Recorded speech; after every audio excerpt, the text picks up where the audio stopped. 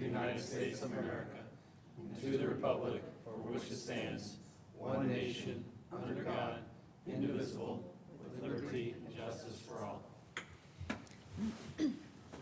Call the roll. Trustee Guyer. Here. Trustee Spurling. Here. Trustee Lee. Trustee Betzinger. Here. Trustee Youngerman. Here. And Trustee Marisak. Here. And we have a quorum this evening.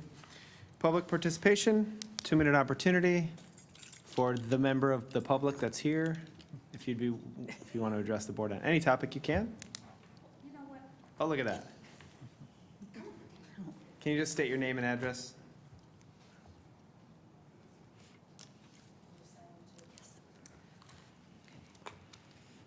%100% participation. Right.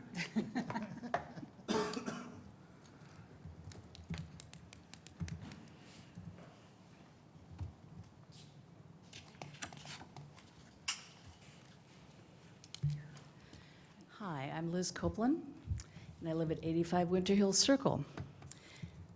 And since I'm the only one here, I guess I would take the opportunity to tell you why I'm here, and that's because I missed the first meeting that you had about the solicitors. And I just wanted to make it known that I'm one of the ones who, yes, I always complain. I've asked, got a really good answer, that it's First Amendment that we have to have them. But I don't like people coming to my house at night, uninvited. I live alone. I have had solicitors who have actually come into my garage. I was getting in the car, I looked up, and there's someone standing in my garage. It's pretty frightening. Backed away. Your badges don't do any good. I hate to tell you that, but every time I ask for a badge, oh, it's in the car. Oh, I forgot it. Oh, I didn't know I was supposed to have one. They always have an excuse. I have a no solicitor sign on my door. I have had. But yet, apparently people can't read. I understand that it's a First Amendment right. I get that. But I just want you to know that as a almost 30-year citizen of Montgomery, I too have my rights. And I do not like, in this climate, strangers, people I don't know, coming to my door at all hours of the day and night. I have called the police. They have been very responsive. If someone looks suspicious, we have a Facebook page on Seasons Ridge, and we keep tabs on it. And we appreciate the fact that we can call. But I just want you to stop for a moment and think that this is not the same era that I grew up in, where you could leave your doors open and unlocked. You could let your kids play out on the street till 10 o'clock at night and had to call them home. It's not the same. And I don't want to feel jeopardized, unsafe. I wonder if I need, as they say to us single people, a big man, a big dog, or a big gun in order to feel safe. And I don't care whether it's middle school kids out at 4 o'clock in the morning taking down yard ornaments or destroying landscaping, which has happened in Seasons Ridge lately, I heard. Those kids have no business being out. They have no business coming to my door, playing Ding Dong Ditch or whatever it is they play, because it is frightening, it is concerning. So I just wanted to let you know that I am concerned and I am a voter, and I've been a good citizen here for 30 years, and I hope that you would at least take into consideration and strengthen whatever laws you can concerning solicitors. Thank you. Thank you, Liz. if we could.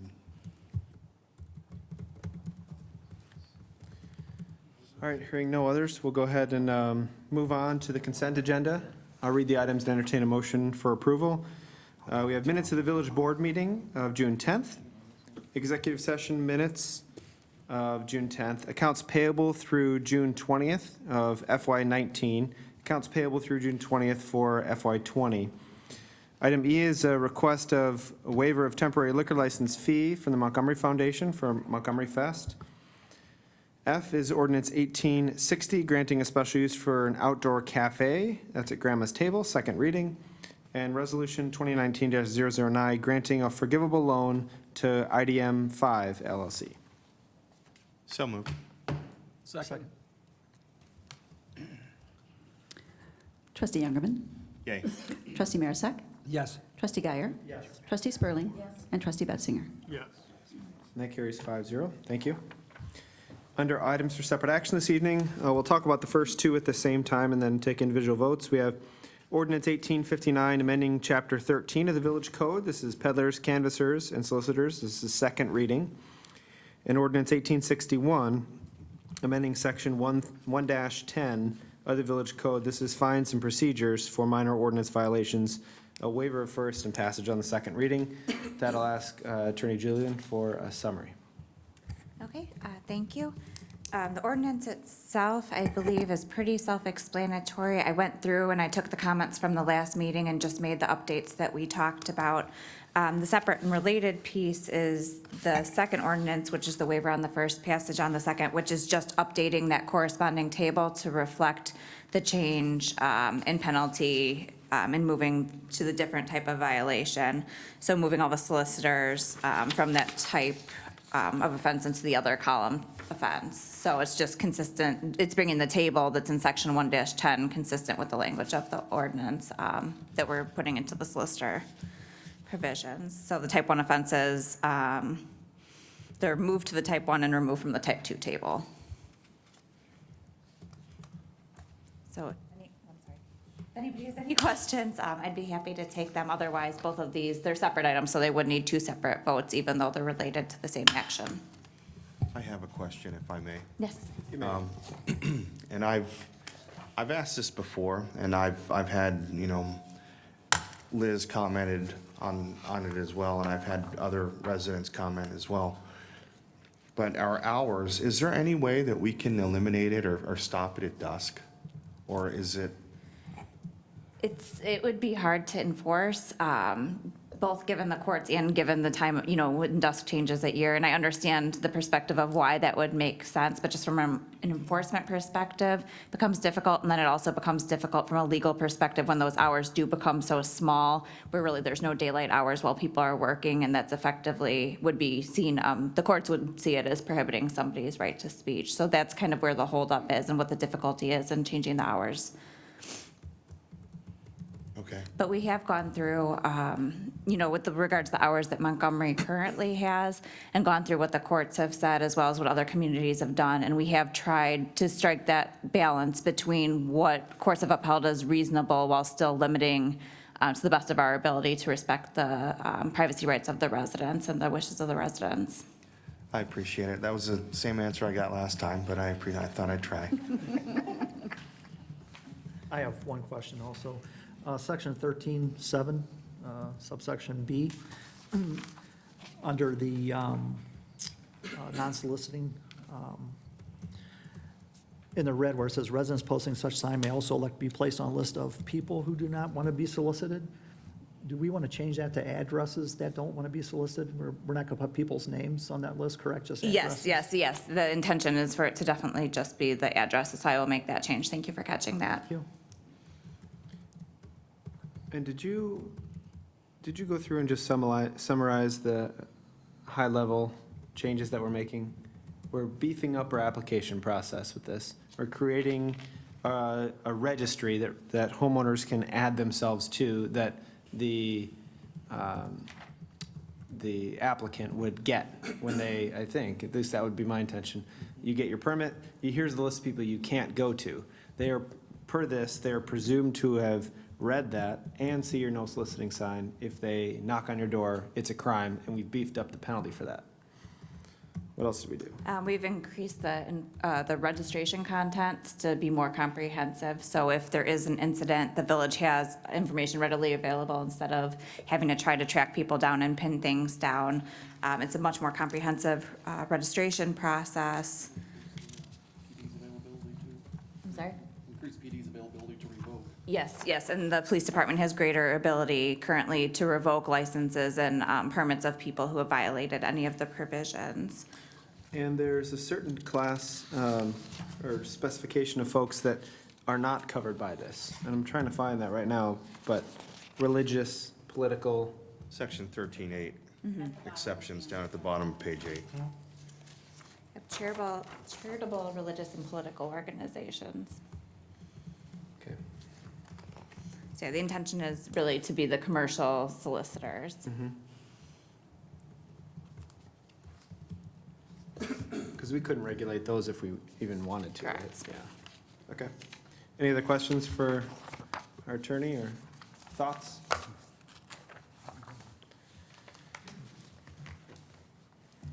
Hearing none, is there a motion on the item A, ordinance 1859? So moved. Second. Moved in second, go ahead. Trustee Guyer. Yes. Trustee Spurling. Yes. Trustee Betzinger. Yeah. Trustee Youngerman. Yes. And Trustee Marisak. Yes. It carries 5-0. Item B is ordinance 1861. This is a waiver of first and passage on the second. So moved. Second. Go ahead. Trustee Spurling. Yes. Trustee Betzinger. Yes. Trustee Youngerman. Yes. Trustee Marisak. Yes. And Trustee Guyer. Yes. That carries 5-0. Thank you. All right, moving on. Item C this evening is Resolution 2019-008, approving an intergovernmental agreement with the Village of Sugar Grove and the Village of Montgomery regarding administrative hearings. Attorney Julian. Okay, yes, thank you. This is really just a cleanup item. If you'll recall, a few years back, I believe it was in 2015, the village adopted the administrative adjudication process, and there was a tri-party agreement between Hinckley, Sugar Grove, and Montgomery, and then later North Aurora became involved in it. Since that time, the process has changed a little bit. Two of the communities are no longer part of it, and then both Sugar Grove and Montgomery have increased the types of hearings to not just the administrative tows, but also code enforcement and certain other ordinance violations as well. So what this is really just an updated version of that same agreement. And it's really codifying what has been in place anyway, but just from an administrative perspective to make sure the agreement is actually reflecting what is happening. So with that, I'm happy to take any questions. All right, So moved. Second. go ahead. Trustee Youngerman. Yay. Trustee Marisak. Yes. Trustee Guyer. Yes. Trustee Spurling. Yes. And Trustee Betzinger. Yes. It carries 5-0. Thank you. Item D this evening is body worn camera policy and implementation program. Chief? Yes, thank you, sir. What you have in front of you is a request for funding that has been budgeted not to exceed $50,000. That's to purchase, install, and implement our body-worn camera program. We do have matching funds from the Department of Justice, and I'm just asking to pass that funding. Okay. Any questions for the chief? I do. Once this is passed, when will the cameras become active? In about 4 weeks, we'll be able to get the cameras. Then we have to go through training. Everybody has to be trained on the cameras. I'm looking probably maybe mid to late August, hopefully. Okay, thank you. Any other questions? I'm, Chief, on this, the paper that you gave us, it says the training's in Virginia? Is I'm that sorry, correct? say again, ma'am? It says the training is in Virginia? No, what we had to do, we had to send 2 individuals to grant training. That was in Virginia.